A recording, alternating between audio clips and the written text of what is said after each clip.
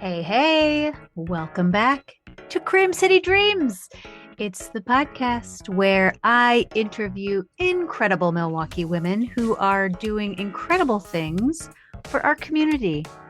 My name is Megan Schultz, and today on the podcast, I should probably say this might be triggering for some, but we're talking about death.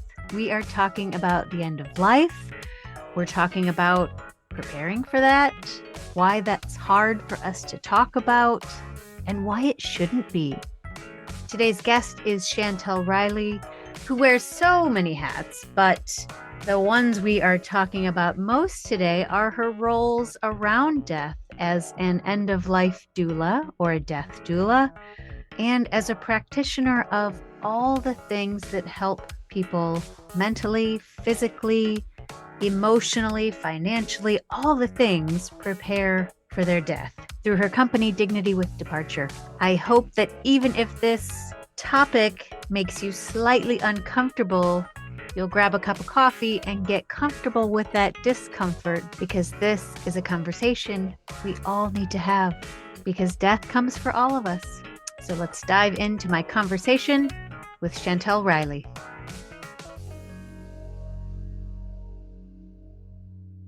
Today on the podcast, I am excited to welcome Shantell Riley. Shantell wears so many hats, and are you ready for this? Let me take a deep breath to get this all out, because she is the mother of 3 sons. She is a bereaved mother, a grandmother, a registered nurse, an end-of-life doula, holistic wellness practitioner, registered yoga teacher, herbalist, and advocate for mental health and death awareness. She is the facilitator of Death Cafe MKE, where participants come together to talk about death. And she is also the owner of Dignity with Departure, where she prepares and supports individuals for death and grief. Oh my goodness, did I get them all? Welcome, Shantell. Thank you. Oh, and look at, I'm like, crap, I need to update that because like since then I have become a certified grief counselor. And I've also become, just because of the timeline that I've invested in the death realm of work and the experience that I've gathered, I have also become a certified thanatologist, which is a person who studies death, dying, and bereavement, Wow. which Oh, is my favorite word, by the way. Yes. yeah. Say that again. Thanatologist. Is that right? Thanatologist. Thanatologist. Thanatologist. So Okay. it's off of the root is thana, which is Hmm. death. Okay. Tology is the study. So it's the study of The death. study. It's like a Greek god named Thanos. Okay, Thanos. Think about Yes. Thanos. Yeah. Like you're the Marvel. I think it's Marvel. Um, yeah, in the Marvel universe. So you think Yeah. about this. Yeah, so Interesting. super Okay. awesome. Well, so Yeah, welcome. And I was thank introduced you. to Shantell by my friend Anna, who brought her to a gathering of women that I was hosting late last year, where the idea was to facilitate new friendships because, let's face it, sometimes making friends as adults is difficult and we need more opportunities to meet cool women. And Anna brought you, and I was so excited to hear about what you do, because on a personal note, I've really been interested in end of life care. And I spent a little time training as a hospice volunteer, and I actually researched end of life doula and whether that would be something I'd be interested in doing, and have volunteered in dementia and Alzheimer's units. And so I am so excited to dig into this conversation around the end of life, or maybe as you prefer to use the word death, to use the word death versus the softer kind of end of life. And I want to start there only because before we even dig into your story, I'm curious, because you've been working around this topic for so long, why do you think people are so uncomfortable with the word death and with talking about death and death itself? So I will kind of go back a little bit. I like saying death. I learned quickly that death is just too harsh Mm, for mortals, for people that are living. So it's like, so end of life became the term that I use when you're trying to welcome and usher people into the space that's very uncomfortable. So the Mm, softer, it's almost like marketing in a sense. Like, like yes. what are the key terms that people will actually draw to? But like death, no. End of life, maybe. So it's a Okay. little bit of like, how do we connect with people to be able to talk about something that's actually uncomfortable as death? Yeah. I like death. I like to talk about death, but I do feel that sometimes there's a couple of reasons why I feel like people are very uncomfortable talking about death. One, it brings the realization that we are not going to be here forever. Like we don't, we all have some form of an expiration date, but Mm-hmm. like not knowing, or not even thinking about it, like gives us this sense, and really truly a false sense of this longevity that we're going to be here forever. And it's really not true.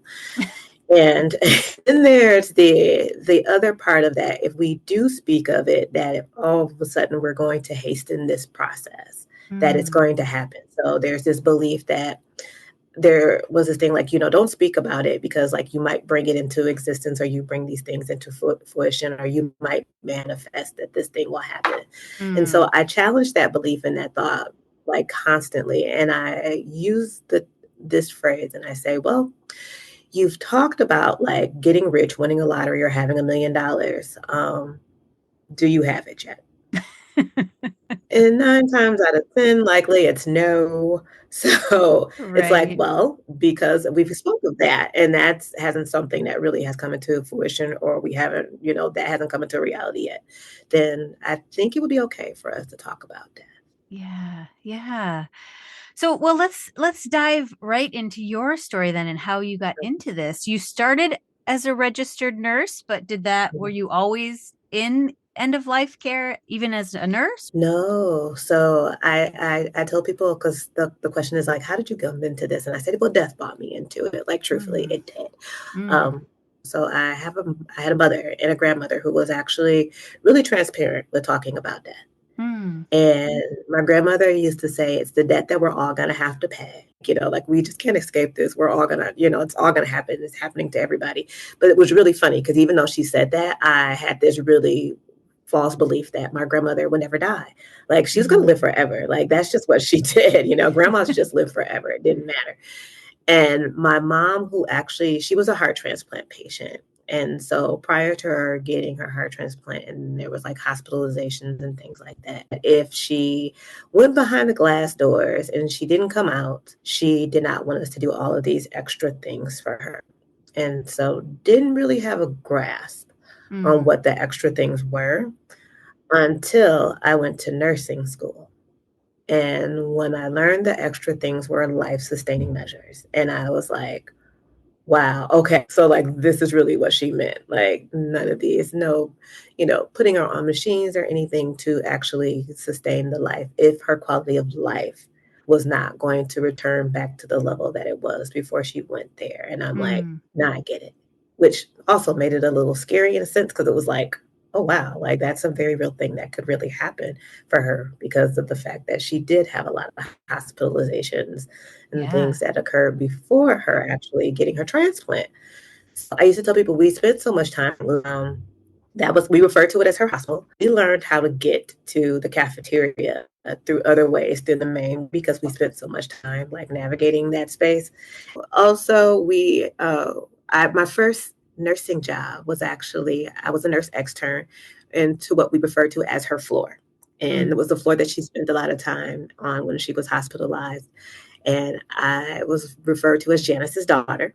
So really have a name of my own because of the fact that like this relationship that she had with the staff was just, it was actually a beautiful relationship, but it was like I was just that extension of her from that matter.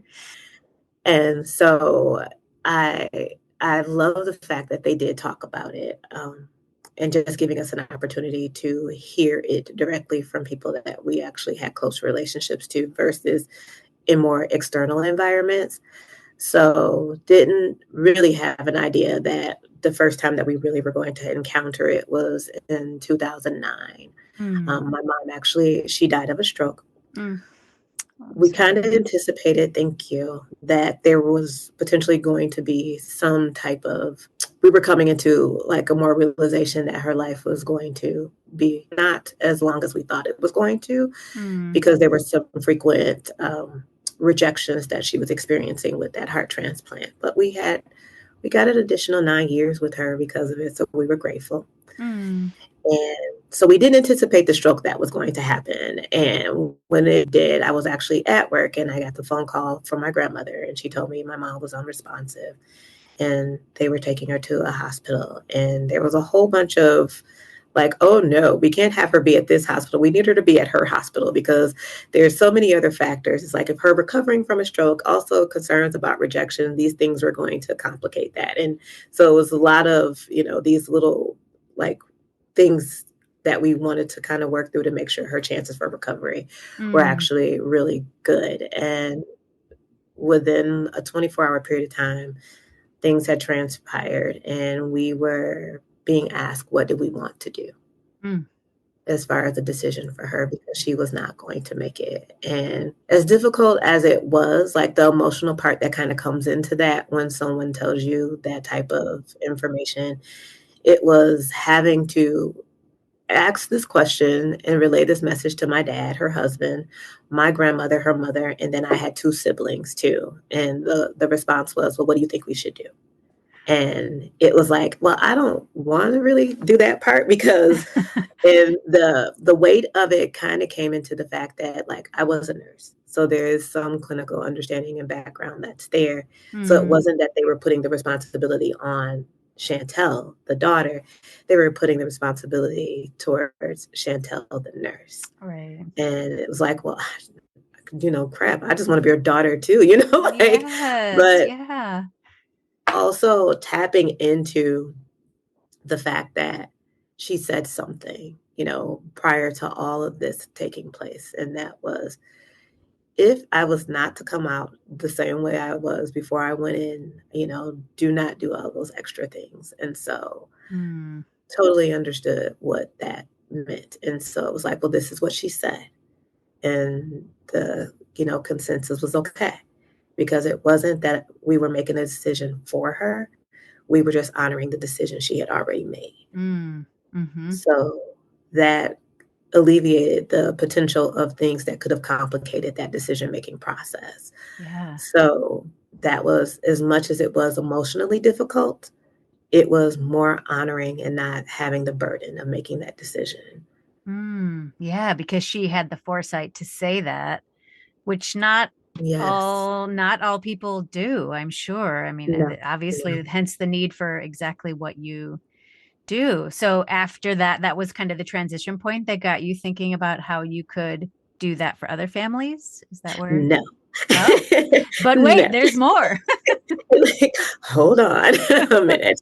So, oh, well, I tell people I think what really was the point, the real point that was the catalyst for it was in 2016, I actually lost my oldest son, my firstborn, Oh, the oh, the one that made sorry. me a mom, Mm, and Javante Sr. And he was actually, it was a traumatic loss.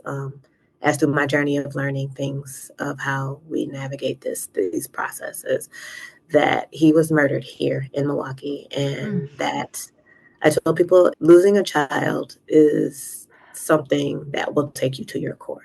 yeah.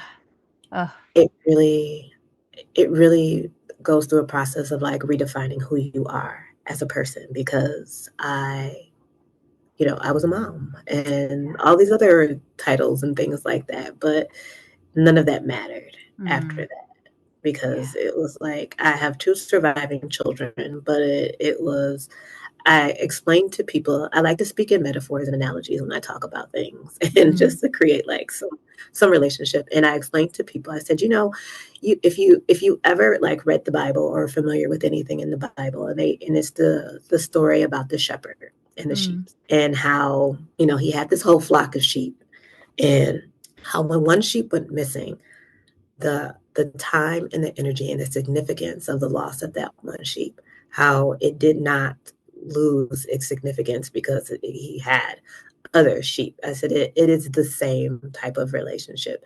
It doesn't create like some type of consolation prize. Like when you have two surviving children, it's like, but I lost one. Yeah. Yeah. Oh my gosh. I'm so sorry. Thank you. Oh, so that is 2016. And how old is he at 2016, when this happened? 23, 23. 23. Oh my Yeah. gosh. So an adult child. Wow. Adult child with a child. So my grandson was 17 months at the time that his dad was taken away. Oh, And I do refer to it as the term taken away. I don't necessarily refer to it as a loss because it was not someone that was there, and then all of a sudden he just like magically disappeared, but he was taken away from us. mm, And that created a moment of where I had to redefine this journey in my life because mm. everything that I thought I was, I really wasn't anymore. So did you take a step back from nursing at that point? And I did not. wow. I learned some things from that process. I learned that I functioned in survival mode Mm, for majority of my life. I learned that I lived in autopilot majority of my life. mm. And I remember I showed up to work the next day and they were like, "Why are you here?" And I literally just said, "I don't know." Oh, yeah. But that was what you'd been doing for your entire life, so you just showed up. Yes. And Wow. yes, and it was just a routine that became engraved in me. And I just followed my routine and not really, acknowledging that something really happened in my life that was going to change. And my life is changing. And so I remember when I was notified, I was actually notified at my job that my son was deceased. Mm, And that, it changes a lot of things of how you interact with your environments. Like I remember the office that I was in, I would not want to walk past that office for a while just because of how it was connected with that experience. yeah. And having to go home and telling my family that, this is what happened and how quickly his friends and like his peers like gathered at our house. I realized how when I was growing up, losing a friend meant a friend moved away. Mm, It wasn't that a friend died. And this was actually a common experience for them. mm, I realized that we had a conversation about a week or two prior to him dying that we were talking about getting life insurance for him. And it was really truly from the concept of like poor man's inheritance. Like, like your son's going to grow up one day and, he might be to hell with this job one day. And I might want to venture out and do something differently, but giving him just like this little cushion to be able to tap into that if he needed to. mm, And he's like, yeah, I need to, I should do that. And like I said, a week or two, he was gone and we didn't get a chance to follow up with that. mm, So it opened up something else for us. And it was like, well, how do I bury him without the financial resources to do so? And one of his friends said, Ma, they called me Ma, what do you need? Like, like what can we do right now? And I'm like, mm, I don't know, because I need to figure out how am I going to bury my son. And so his friend heard that, his wife heard that.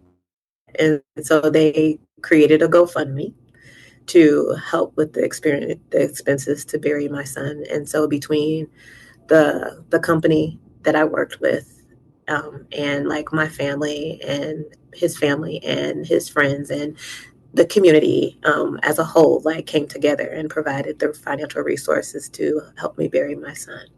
And I said, in that moment, there is when it stored how I felt about humanity at that mm, point. mm. I can't even begin to fathom the kind of anger that you must have had, and so to hear that I'm sure it took more than the week or whatever it took for him to get the GoFundMe going, but for your faith in humanity to be restored. And then for you wanting to continue Yeah. talking about this, right? That tell me more about that. So what actually pushed me off of the edge or pushed me into this world. A year later, my grandmother, she died. She was a beautiful age of 90, Mm, and she was able to come home on hospice. and had the privilege of being able to die at home, the privilege of being watching like family come together and share stories, around her physical body that's like still there. Having the opportunity to work with hospice and getting the reassurance of saying, don't rush, take your time. Mm.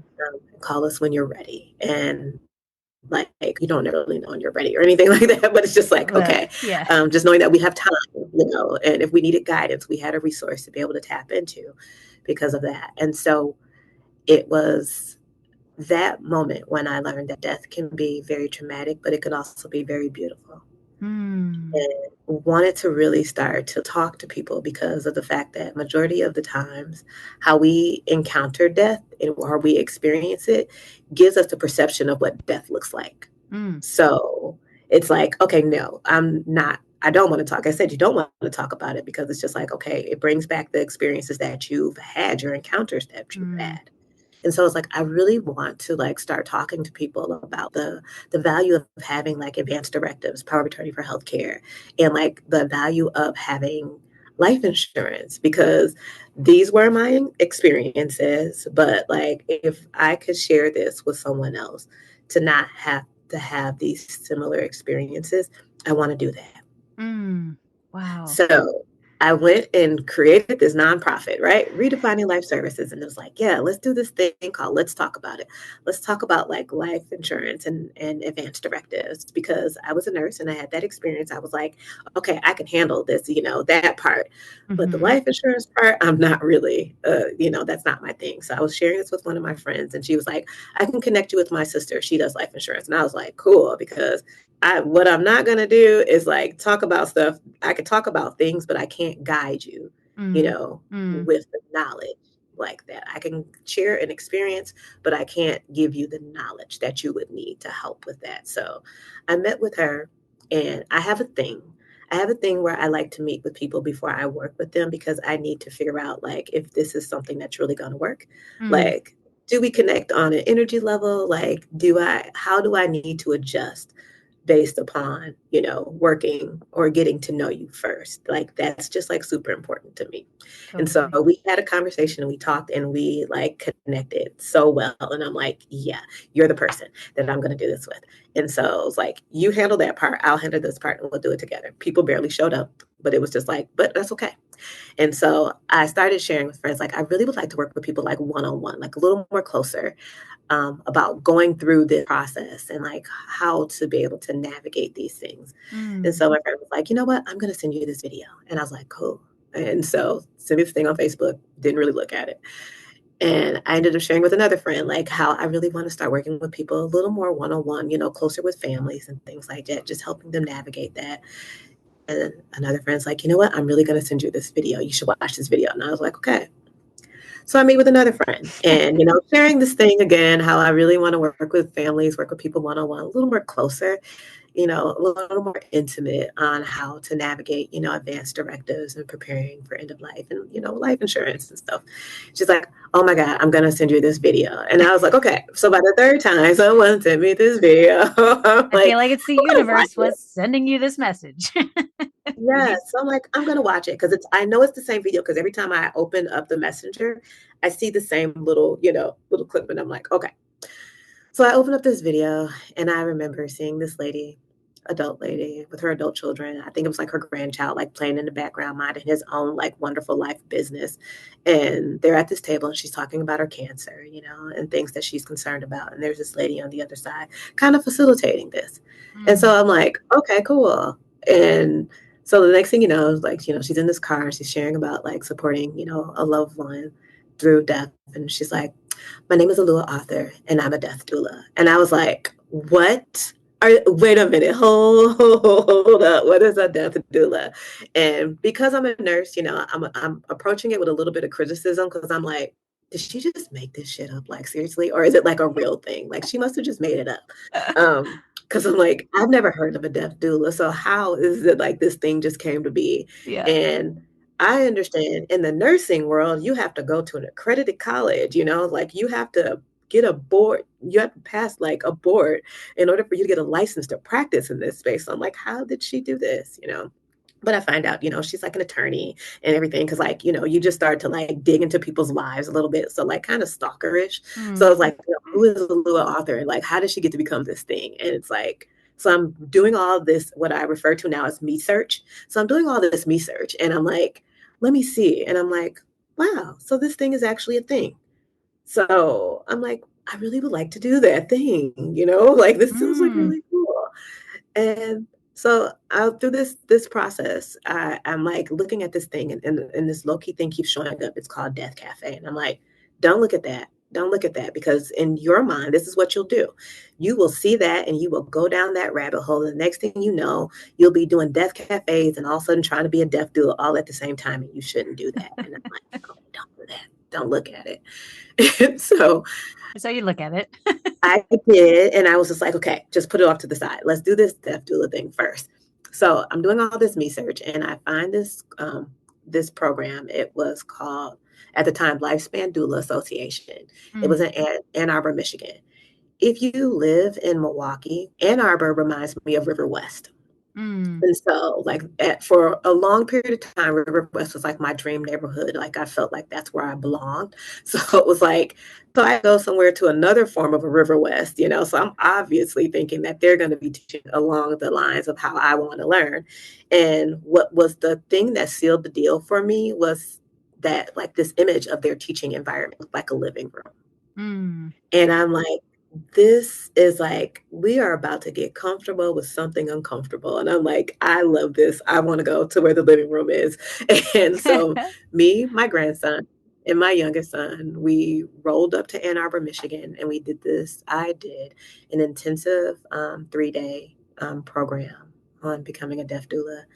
I will never forget the experience because, one, it was a cohort. We're 25 people come from a very diverse background. I mean, there were like attorneys, massage therapists, speech therapists, people who were working on farms, people who already worked in hospice environments, a hairdresser, Mm. like Wow.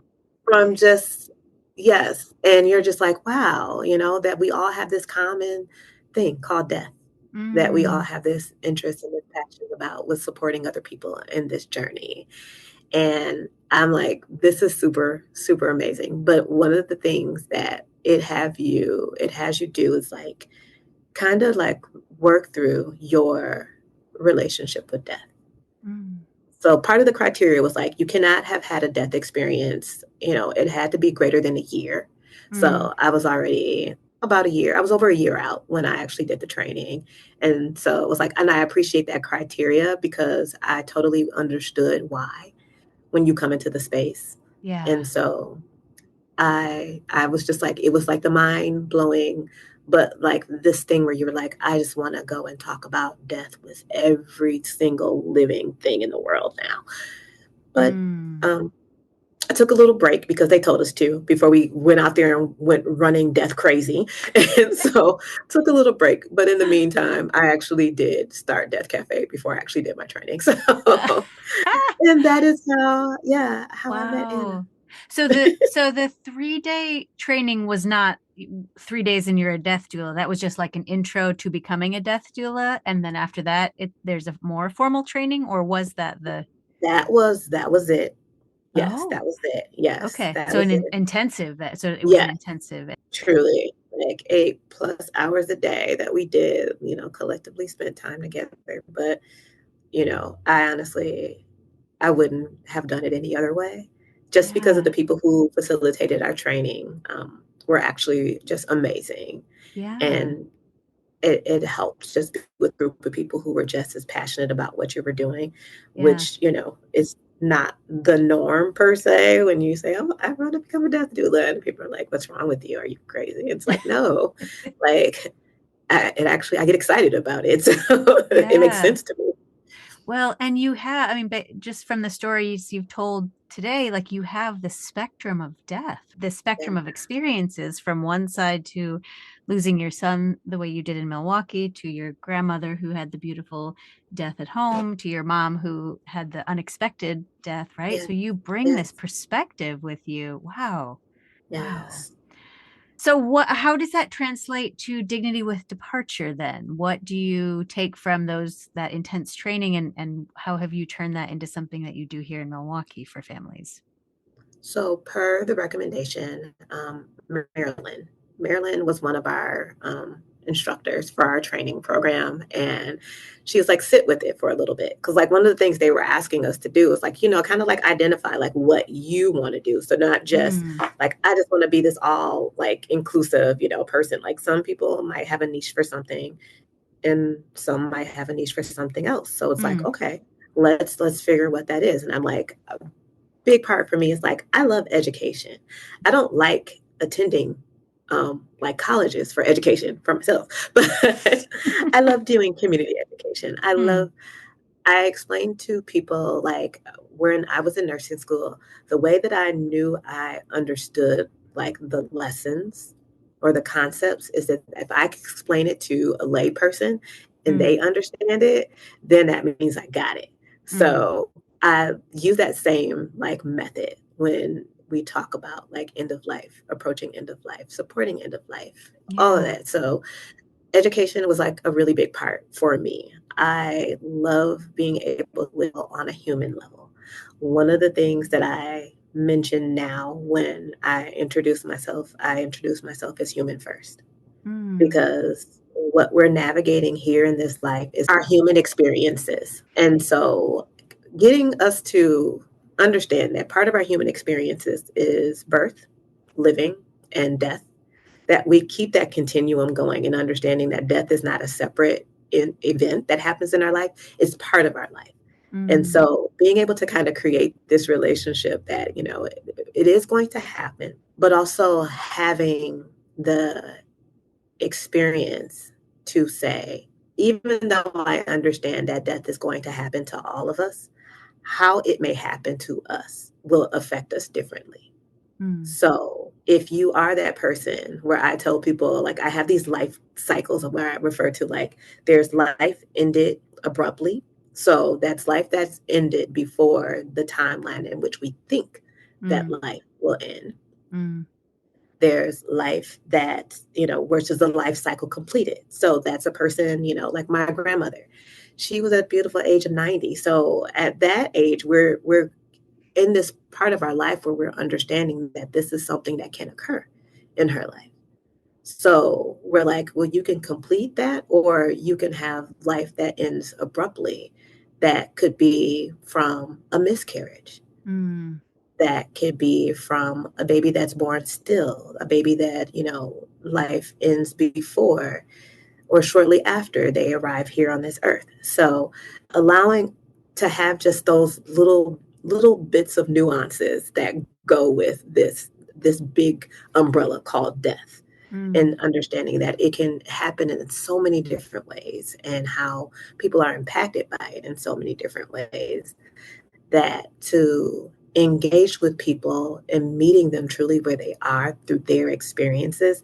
I'm not here to change your mind about death. I'm here to just, what I refer to when I started Death Cafe, is to help you become uncomfortably comfortable with it. That knowing that it is, that it is something that occurs in our life. Yeah. And so, but being on the other end of it is that depending on how you encounter it, I get the privilege of supporting you navigating the healing part of that journey. And I just want to make sure for our listeners too that they differentiate. So you have dignity with departure and Milwaukee or Death Cafe MKE. Yes. So Death Cafe. Okay. So Death Cafe is actually, it's a national platform where it actually originated in London, England, which I think that's truly where I do belong because of how they embrace a lot more of what happens in the human experience. I feel like in our world over here in the US, we tend to put things in boxes. And death is a box that we tend to put it in and we put it away. Yep. And so as long as we don't see it, we're good to go. And it's just like, so when I was on that journey trying to figure out if death doulas were a real thing, and I saw Death Cafe and I really decided to go and look at it for real. And it was something that stood out about it. And it was the underpinning of, if you are willing to face your mortality, it gives you a little bit of an idea to start thinking about, what are you going to do with the time that you have left here? Mm. And it was like, I like that sneaky, little Yes. little way to get Yes. us to not just think like death is not always something bad. Yeah. Death can also give us an appreciation for life and living. Yes. Oh my gosh. So we're talking about death, but we're really also talking about life and how to make the Life and most of what living, is right? left. Yes. So amazing. So how is that different? What makes Death Cafe amazing is because, so there's certain criteria in order for you to become a Death Cafe facilitator. So John Underwood, definitely bless him, who has gone on to the other realm. Mm. But, grateful for him because he saw something and was like, we really need to create spaces like this. So it Yeah. creates a safe space for people who want to talk about death. And sometimes we want to talk about it, but we're like, how? Who? Mm. When people don't think like I'm morbid, or they get nervous and thinking like, okay, what does this mean if she said something about death? Does it mean something other than what she's saying? Like Mm. sometimes it's just like we want to talk about it and be feeling safe and comfortable to be able to talk about it. And so this space is created. It has no agenda, so you can't have an agenda.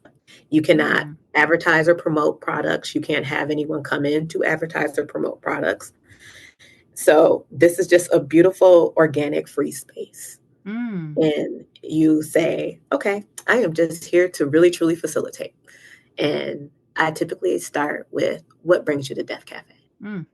And depending on what that is, that's how our conversations get facilitated. Oh, And then they just grow. interesting. Yeah. Yes. So it could be somebody who maybe has a diagnosis and is perhaps close to death, or it could just be somebody who just wants to talk about it, who's been Yeah. thinking about it. Wow, there's no Yes. criteria. Wow. Yes.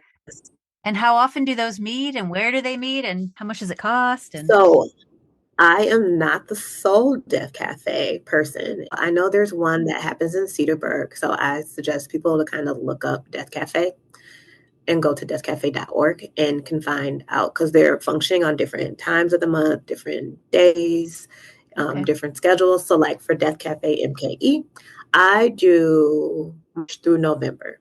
And that is what I refer to as the season for Death Cafe MKE. Okay. And because December to the beginning of March is actually my time for me to go inward, it's Mm. my time of hibernation. So I follow the flow of the seasons and Mm. I go with nature. So typically December ushering in, we're coming into that time of slowing down, going inward. And if bears can hibernate, I can too, so it looks different, but I do slow down and I take that as my time to restore and reconnect with me. Ah. So in March is typically when I come out and I'm ready, like I want to do all the things, and it's also when spring happens and we're all like, we've gone through seasonal affective disorder. We're all like, I don't understand why I'm tired and everything else that's happening. And then all of a Mm-hmm. sudden spring sprouts up and we're all ready for life again. It's just like, absolutely, exactly. So if you follow the flow of nature, you are understanding that you are moving in alignment with the changes of our season. So spring is when we do come that rebirth renewal. We have this burst of energy, the seasonal affective disorder dissipates and everything else. And it's like, because Yes. this is really truly what's happening in our lives. I love So that. I it's want to it's copy that. That's you genius. should. Yes. I highly recommend it. Yeah. So I mean it's not like you can totally hibernate, but you say no to things. You Yes, really I slow mind your down. boundaries. I slow down totally. I did Mm. 1 year, I think it was the year before last. I tried to not honor that and I realized that I should. Mm. And so absolutely, without a doubt, like I have a boundary of who I'm available for, because death is not something that happens during seasons or anything like that. So like I tell people, I'm available for crisis for families that I'm working with, and I'm also available for new angel moms or families. And Mm. so that is the only things that I would be available for. But other than that, it's like I try to I set people up in November, like, okay, November, I'm going to be slowing down and, but you're more than welcome. I'm available, but I'm available for this. And if I'm thinking about them, I typically just send out a text message around January and just like checking in with you, seeing how things are going. Yeah. But yeah, but I've learned to really, truly embrace and follow the flow of nature. Wow, that is beautiful. So it is March though, so you are back and your death Yes. cafes are Yes. from now on once a month through November We do then. Is once a that month. right? Yep. Once a month. So yep, we happen on the third Sunday so we just had one just passed on the 16th. Okay. And it's on third Sundays of the month from 1:30 to 3:30. So it's 2 hours Okay. that we have just time for people to just come in and be like, hey, I bring cupcakes. Yeah. It used to be a cake and then COVID happened. And so now we do cupcakes. But, the saying that I used to say is like, come for the cake, stay for the conversation. So Mm, now it's like, come for the cupcake, stay for the conversation. love it. And just knowing that we have space for you there. Yeah. We just talk Yes. about that.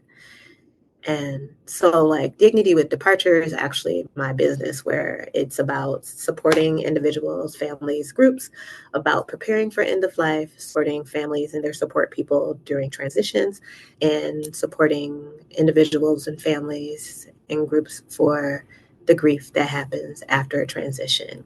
Mm, And also trying to get it out there that grief is not just connected to a death of a physical mm, person events. Like there's things that we need to grieve that we don't think that we should. I left a job almost 2 years in April, and I had a process where I knew that I was going to grieve that. mm. And like I have a contract that I'm ending with the organization that I'm working with. And I know, and I told them ahead of time, I'm like, and I'm going to be grieving this transition. So the transitions that we encounter in our life, that we also need to allow ourselves an opportunity to grieve those. Mm. Because also when we don't have the grieving process, it navigates how we enter our healing journeys. And that's a lot of things. So sometimes we're holding on to things that we don't understand that because we haven't had an opportunity to grieve it, to really truly let it go, to navigate our healing journey. It factors how we navigate our lives. Mm. So just adding that additional little piece to it, to an understanding that grief support doesn't always have to be related to a physical death. Yeah, yeah. Well, and that sounds like where you would bring in all of those other things I listed at the very beginning when I introduced you in terms of the holistic wellness and Yes, maybe yoga, I don't know, or what yes, herbs and yes. outside of that, is that part of what you So would do then with clients? yes, because one, when you're dealing with a human being who has a human experience, that means that you have to deal with all the capacities, the other, there's these, how can I refer to that? Like these different facets of their lives. Mm, And to have true consideration for the whole person. So it's not like, oh, we're only going to talk about grief and the death of that person. It's just like, no, because the relationship that you have with that person is going to change. You might have mm, had routines or rituals with that person that might change. It's going to also change interaction with the relationships that you've had with other people too. So it's going to change how you enter back into if it's your studies, your workspace. It's going to have an impact on all these different areas of your life. mm. How do we navigate that? Do we Yeah. navigate that holistically? So, do we start to develop tools to navigate your grief? Is that journaling? Will that be using yoga? Will that be using meditation? Will that be using sound therapy? Mm. So those holistic things, that would that be a tea or a herb? Would that be aromatherapy? Like what would it be? Like we can use a lot of different tools in that toolbox Yeah. for your grief journey. So like let's build up that toolbox with as many tools as you need. You may not need them all at one time, but just knowing that you have access to them gives you options. Yeah. And so I imagine there is no, like one set way that you do it with every client, because as you say, we're each our own humans walking on our own path, Yes, and this grief yes, and healing is going to be different for everybody. But yeah, do you, if I was coming to you as a client, would there be an intake form so you know kind of which path to go, or do you just sit down yeah. and have conversations each time? We do a conversation. I have notes for myself to make sure that because first meeting is like, let's just talk. Because I Yeah. want you to figure out if you feel me or not. Because if you don't feel me, supporting you to navigate a journey this big is not going to help you. Yeah. Because one, if you don't feel me and you don't feel comfortable with me, you don't connect with me, then those are things that you're probably not going to share with me either. Sure. So vulnerability and transparency are just really, truly important for navigating these journeys, and not just a grief journey, but any journey in our life. So getting that feel for you, and is what I explain to people. The one thing that is very common that I will say is consistent is that what I share with you, in order for us to determine where you're going, I have to get an understanding of where you come from. Mm. So we need to talk about previous losses. We need to talk about your support team. If you have one, if you don't have one, what does that look like if you do? Who are your people?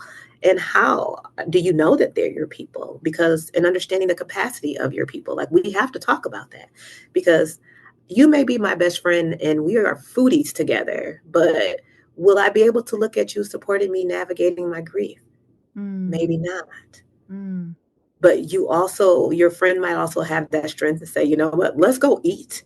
And it's not because we're going to sit here and talk about, your grief, but it's just that you need this space Yeah. and to be able to continue nurturing connections in different ways. So being able to identify that and figuring out like who are your people and what will be your people that are good for during this time, and understanding that all of them may not be good for this, but other things. So you don't have that potential weed growing in your garden of animosity or resentment, or Mm. feeling that people aren't there for you. And it's just like they all love you, but how we love may be different.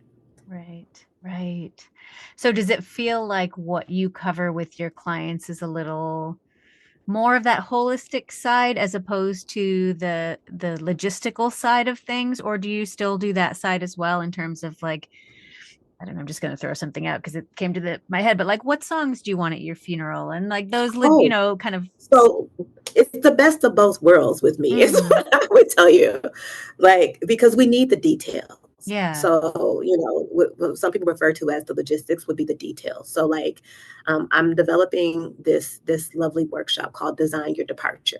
So Mm, it's actually a workshop. So it's like, okay, so what happens if we get together and we socially have like, may not be alcoholic beverages, but whatever you bring is on you. But if it's like whatever you need, and we have music and we sit and we have these conversations when we talk about, okay, so if we're planning a funeral, what did you not like about someone's funeral, like, and yeah. what would you like to see at yours? And we walk away with a document that has all of this laid out for you. So guess what, this is a gift that you get to give to someone, but it was all created by you. So this Mm, is like a firsthand, like, I feel like, funerals should be the reflection of the person's life. It shouldn't be like, what do we think it should be? And it's like, or what would we like for other people to see it should be? It's like, no, no, I want it to be the reflection of me and what you see in my life, because this is who I was.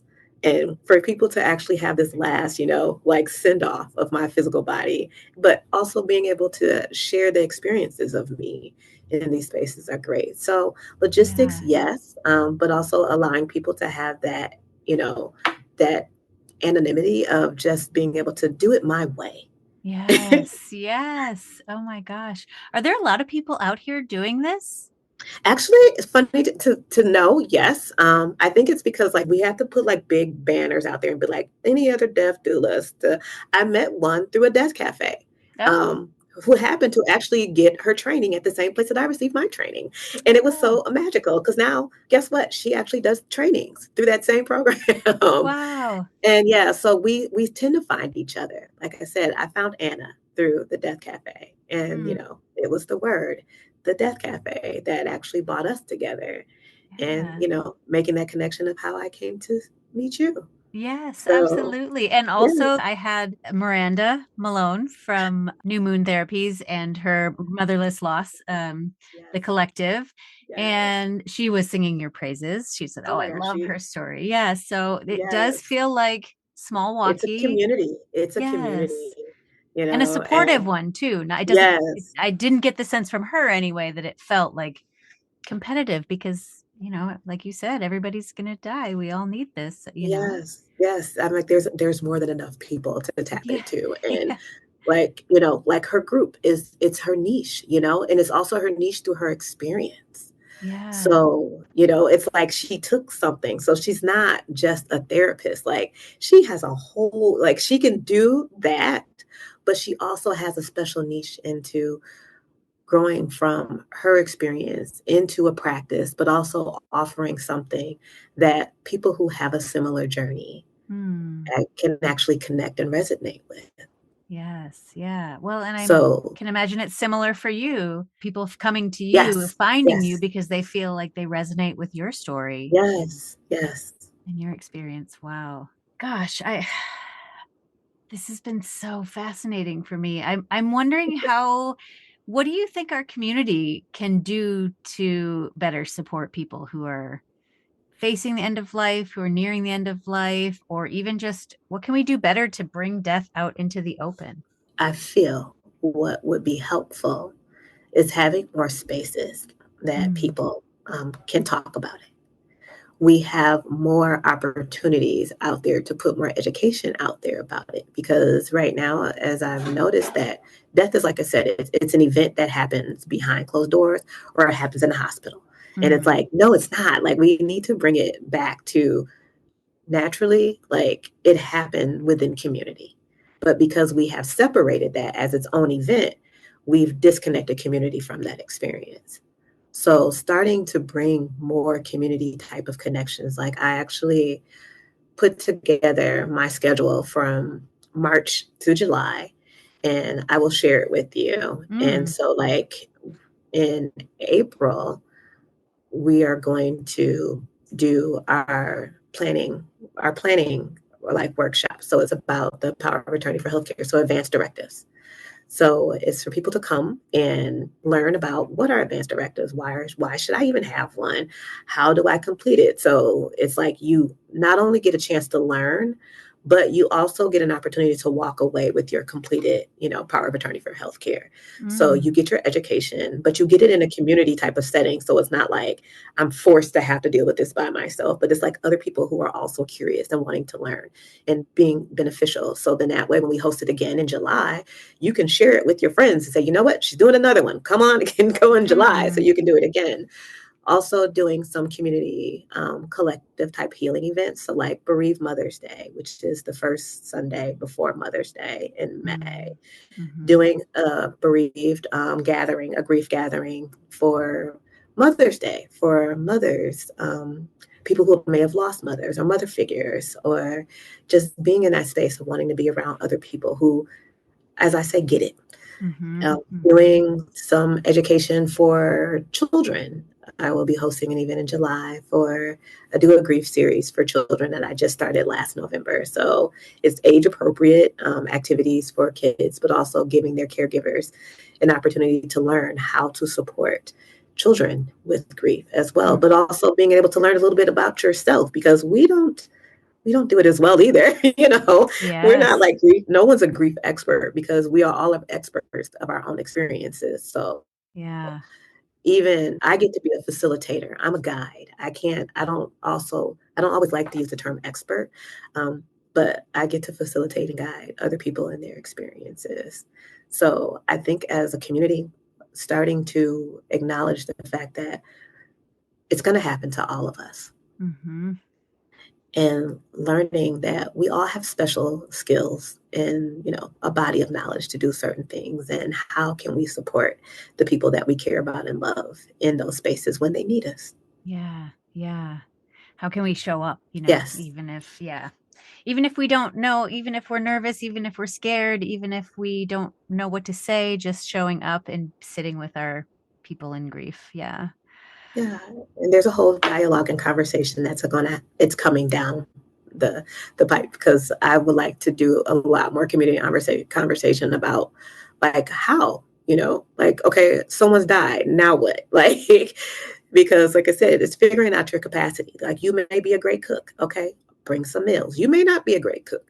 Okay, drop off a meal, Yes, but I like yes. to clean, It's like, okay, like that means grab some laundry or whatever that may look like. But let's talk about how we can show up for people and in our capacity where we're not overextending, because the world has tapped us out enough, Yeah. truthfully. Yeah, right, right, right. Especially in these times, for sure. Yes. Oh, gosh, I was going to ask what is next and what advice you have for listeners to do after listening to this, but I feel like you would say, come to my events, come I to the Death do. Cafes, Yes, yes, come to yes. these Follow. workshops. Yes. Come and come. Let curiosity be the reason why you come, not fear. Yes, yes. Oh, I love that. Yes. Yes. Not fear, because it's not anything to be feared. No, Yes. no. Just like I said, curiosity drives us in a lot of spaces. So it'll be your invitation to just come just based on curiosity. Yes, I love that. And I love how this interview intersects with so many of our previous guests. Like, I don't know that we mentioned it outright, but I think you do the work with Dalvery Blackwell at I the, do. I'm her yeah, facilitator for her Healing Waters program. I yes, support yeah, individuals and families through their grief, through loss of pregnancy and infant yes, loss. Yes. yeah, which is another, I mean, I had 10 miscarriages before, not I'm so before my sorry. children, but throughout my course of trying Yeah. to have children. And that is such a interesting experience with death, because it's so unnoticeable, right? People Yes. wouldn't necessarily know if you hadn't said Yes. anything. And Yes. so, but that doesn't make the grief any less real or any less Correct. valid. Yes. Uh, We so do. uh, And I love that space. I love that space because it does create the validity of yes.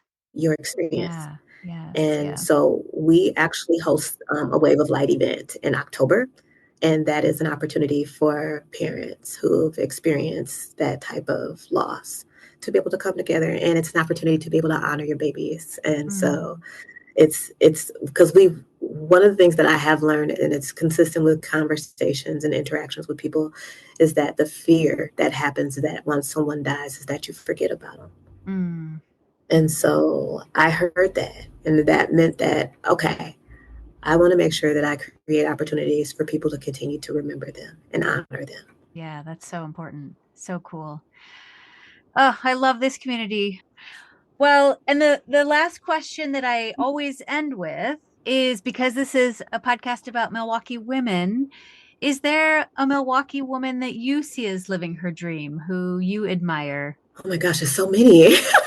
I know, I know. Oh, there's so many. I have so many. I have so many because I have been very blessed to be surrounded by amazing women who Mm, have inspired my journey, who challenge me to, level up, step out there yep. and just take the leap. Gosh.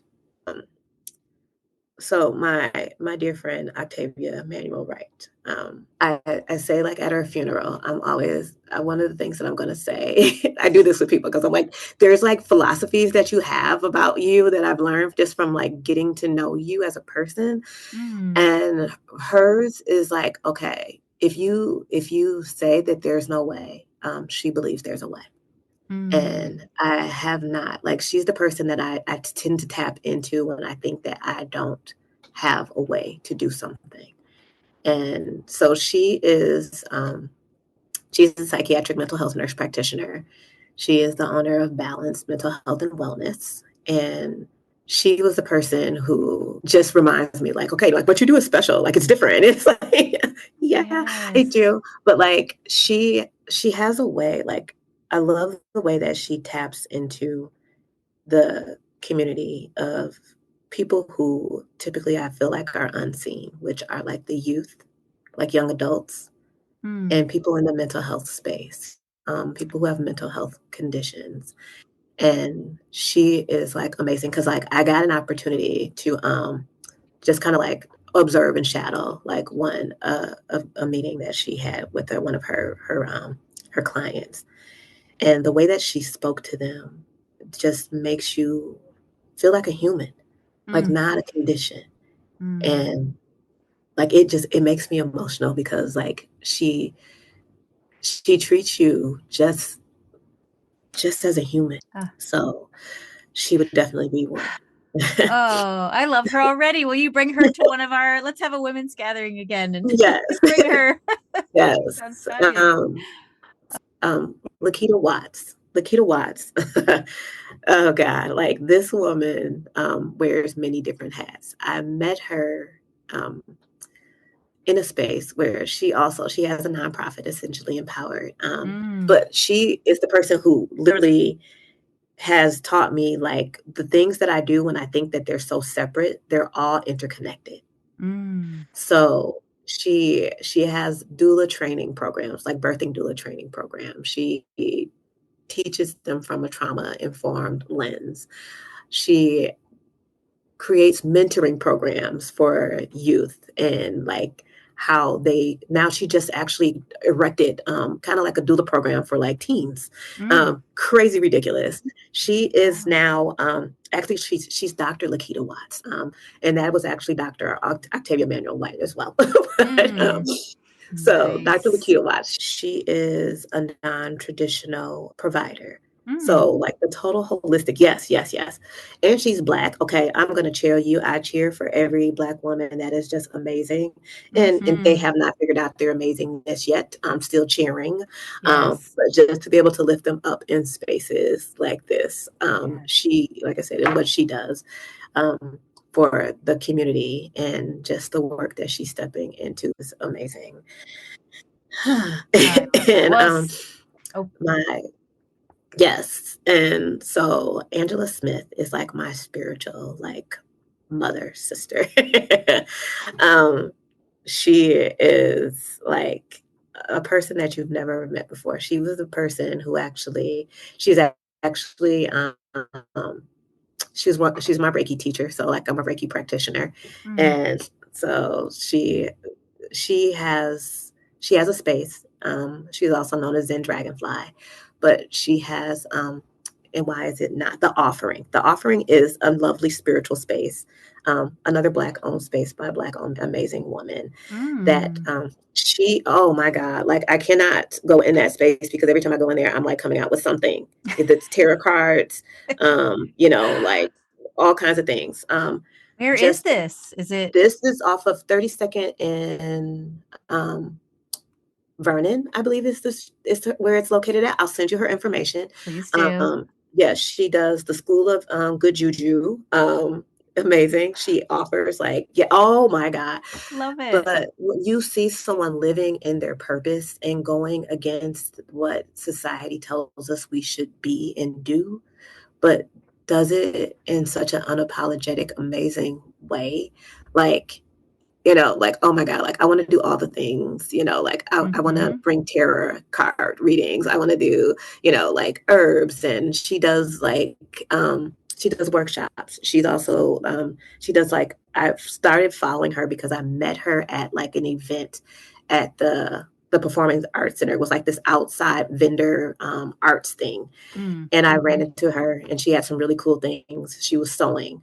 And I ended up becoming like a groupie and like followed her. She Fangirl. had a retreat, and then it was like, well, she's offering different workshops, and it was like, go, go, go, go, go. Whatever she's doing, I'm showing. But to have someone literally support you in your spiritual growth in your journey, but also has the tools to help Yeah. you with it is amazing. Wow. So I would say those are my yeah. If I Yeah. will limit it to three. Okay. And I know. if I you were know. saying, Chantel, do you want some more? I'm like, I got you. Yeah, for sure. I might have to have a whole nother episode for all that Yeah. though.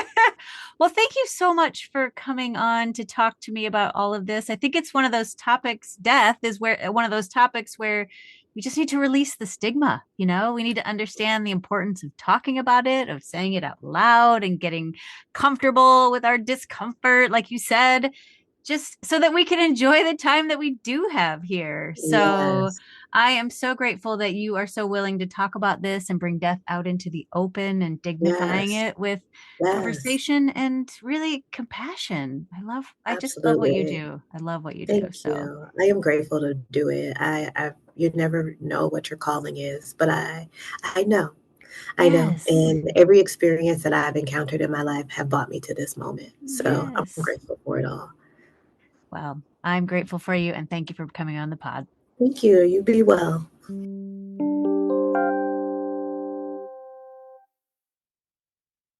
Mm.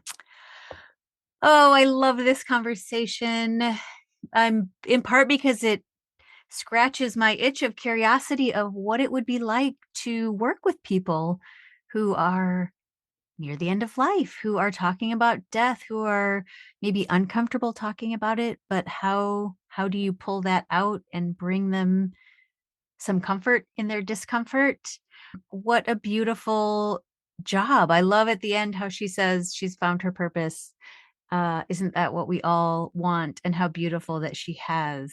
I think the underlying theme of coming to death or approaching death with curiosity and not fear, ooh, that changes the conversation entirely. And I saw this, I was after we stopped recording, I we were having a conversation about this deck of cards that I found online that I got. I can't remember what they were called, but they were two sets of identical cards with situations of things that you might like or might not like at the end of your life. If I'm remembering correctly off the top of my head, they were things like, would you like to be alone when you are nearing the threshold? Do you want someone holding your hand? Do you want there to be music playing? Do you want all of your closest people at your bedside? Like really intimate questions about what you would want in those very last days. And I did those cards with my parents, and it was just really interesting to see them lay these cards down because they each have the identical set of cards, and you create piles of, yes, I would like this, no, I wouldn't like this, and then you take the pile of cards that you would like and you kind of put them in order, and then you compare the two orders, and it was really interesting to see how their two lists matched up or didn't match up, and I think coming to those questions about what we want toward the end with that kind of curiosity of, what would you like? What do you think it's going to be like?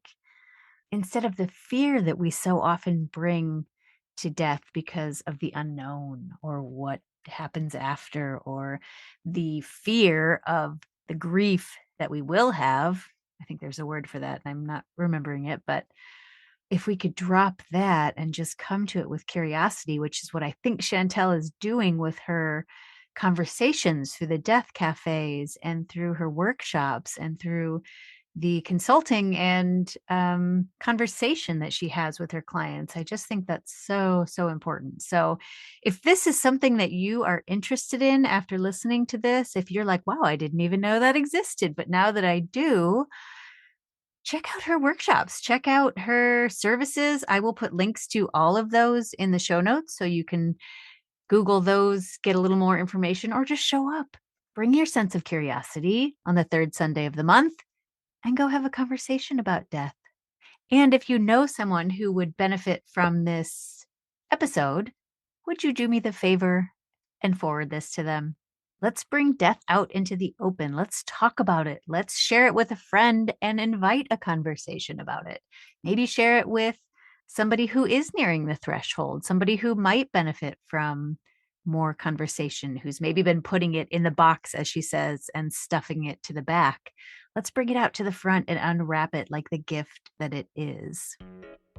All right, we are getting close to the end of season 7, the season around women who have pivoted because of all sorts of reasons: major life changes, moves, kids, career trajectories changing, all the reasons women pivot. That has been season 7, and we have a few more guests before we wrap this season up and move into summer. I'll be sharing more of what summer will look like shortly. But in the meantime, please make sure you are subscribed to my newsletter. Head over to creamcitydreams.com, and at the bottom of the page, just drop in your email.